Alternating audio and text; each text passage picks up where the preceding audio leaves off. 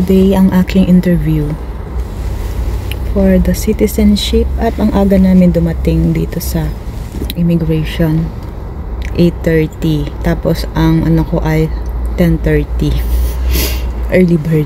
10:30 hindi 11:30? Grabe naman, Jing. Akala ko 11:30. Anya, 10:30 naman. mas magandang maaga para makapag-relax pa ako. Fighting na lang. Julie Cook.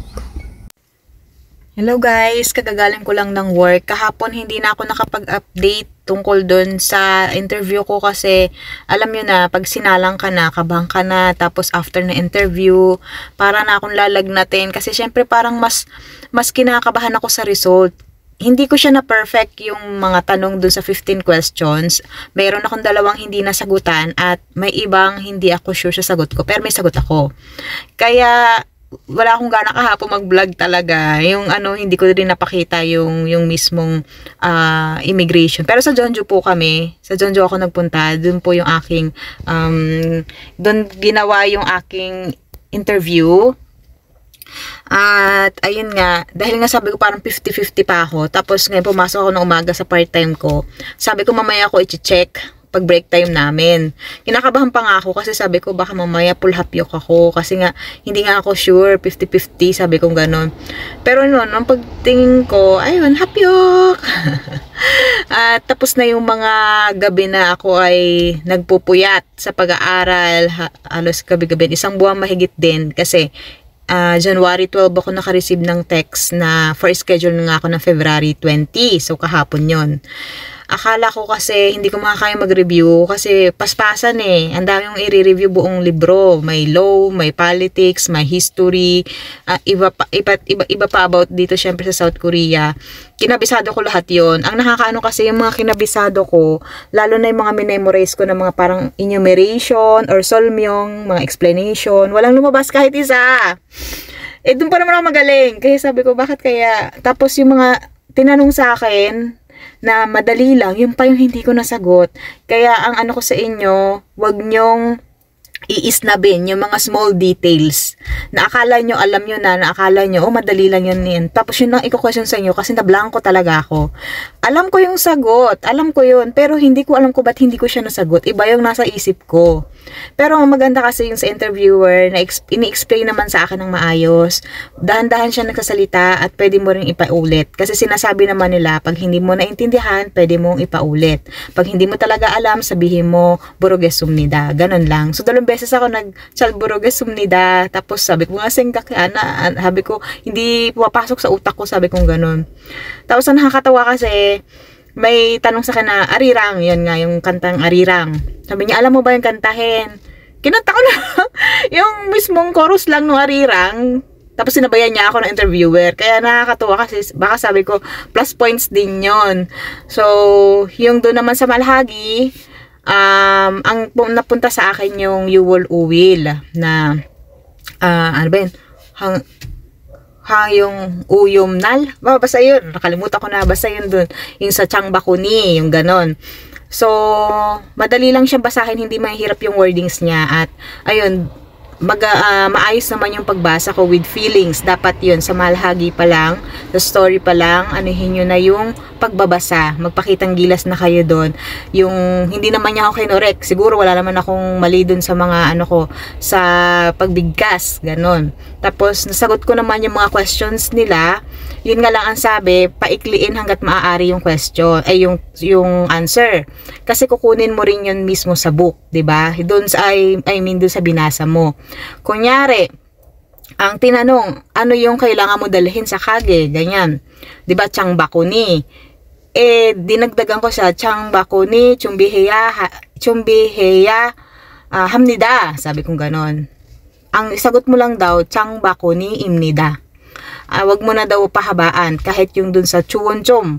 Kung ngari, ano yung maganda or ano positive niya pag once na hindi ka gumamit ng mga binilpong to na magdadala ka ng sarili mo diyang bakuni. Ang nakalagay doon, ube gondo, tulyo durimnida. Binasa ko, may sentence akong binasa before nun, nakarugtong nun. Sabi niya kahit yung ubegon lang daw, Tashi dream, parang dulyo dream nida, parang ganon. Yun lang daw, pwede na yon, sabi niya. Hanggat maaari iklian daw yung pinaka-exact lang na sagot. Tapos, pero okay naman yun. Then, pati naman sa ego ka, nakanta ko naman siya ng malakas.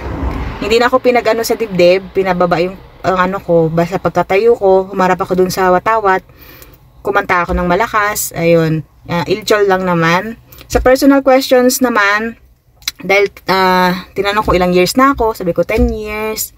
Tapos tinanong mo yung pangalan ko, yung ID number ko, yun na number 1 talaga na kabisaduhin nyo. Yung pinakamahalaga, i-memorize nyo yung inyong ID number kasi itatanong yan sa inyo.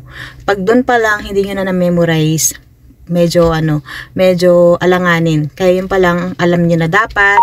At pati po yung sa kung pwede pati yung sa asawa nyo, sa anak nyo, dapat kabisaduhin kasi hindi nyo alam na kung itatanong din siya.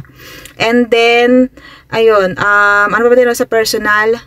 Kasi, dala-dala ko yung yung driver's license ng asawa kasi malabo na kasi yung Jumin ID niya. So, akala nila, driver's license ko yun. Tapos napatanong sila kung nagda-drive na daw ako. So sabi ko, opo, Chubon John. Sabi ko ganon. Tapos dahil sa sinabi ko na yun, binigyan nila ako ng questions about doon. Buti na lang nasagot ko talaga. So parang inaano nila sa kung ano yung ano mo sa buhay, pati yung doon kumukuha sila. Siguro parang tinitingnan nila kung ano yung kakayahan mo na sagutin, yun yung itatanong nila. And even dun sa naman sa history, hindi halos sila basa yung mga minimorize ko ng mga tao na sila An Jung-gun, sila tawag dito Sun Shin, yan walang lumalabas. Tapos pati naman dun sa sa tawag dito sa Bop, sa Low, ganyan, lumabas lang sa akin, hindi nga lumabas yung yung Guki Wiwon kasi sakto na ngayon na sa April botohan nila ng ng Congress, sa Congress. Tapos yung pailan-ilan lang na kasi sila tigpa 5 questions, so 15, total of 15, 5 sa history, 5 sa politics or law, tapos 5 naman sa environment or yung sa life dito, ganon. Sa Sengwal, ayun. Inano nila, parang iba-iba, hindi siya yung dire-diretso na puro history, dire-diretso na puro law. So parang ganon. So, ayun lang. Kabado to the max talaga ako kahapon. Tapos, yan, antayin ko na lang yung aming, oath-taking. Pero, dahil sa Jonjo kami, marami daw na waiting. 6 to 8 months. Pwede pang up to 1 year. So, ayun. Ayun lang, i-share ko. Mag-vlog ako ulit ng iba. Kung paano ako nag-aral in just one month. Kasi, halos 8 months ako nag-antay bago ko na never ako nag-open ng book. Nung na-text lang ako, tsaka ako nag-open at nag-aral ng paspasan. So, gagawa po ako ng vlog kung paano ko siya inaral in just 1 month. Na nakabisado ko siya talaga lahat. Ayun nga lang, pag pangunahan talaga kayo ng kaba, kahit ano pang inaral nyo, makakalimutan nyo. Kaya pray lang talaga. At yun nga, iwasan na kabahan masyado kasi mabablock ka. Nangyari sa akin yun, pero buti na lang, at least isang beses lang naman, yung pinakaunang tanong, at pangalawang tanong sa akin. Tapos, naka-recover naman ako after that. Yun nga lang, yung pinakahuling tanong sa akin, hindi ko rin nasagutan. At yung hindi ko yun nabasa talaga sa book. Itatakal ko na lang next time. So, nakauwi na ako sa bahay. Later na lang ulit.